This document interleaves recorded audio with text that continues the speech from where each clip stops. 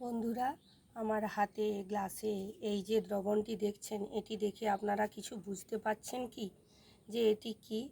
আর মধুমিতা এই সকালবেলায় কি নিয়ে চলে এলো? আমি নিয়ে এসেছি বন্ধুরা, এটি ড্রাগন ফলের জন্য একটি ফ্রুট জুস।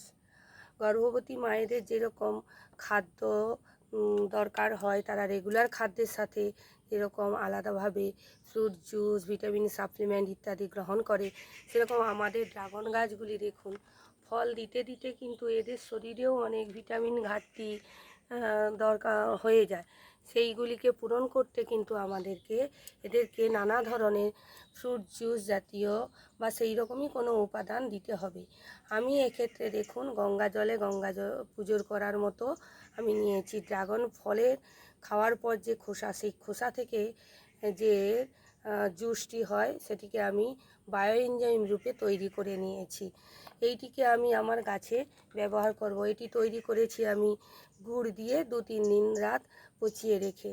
বন্ধুরা, এই জিনিসটিতে অ্যান্টিঅক্সিডেন্ট আছে, যা আমাদের ড্রাগন গাছের শেকড়কে অতি দ্রুতভাবে রক্ষা করবে এবং গাছকে আরও বৃদ্ধি হতে সাহায্য করবে। এছাড়াও আমাদের ম্যাগনেসিয়াম, ক্যালসিয়াম, ভিটামিন সি ইত্যাদি এই ড্রাগন ফলের জুসের মধ্যে রয়েছে।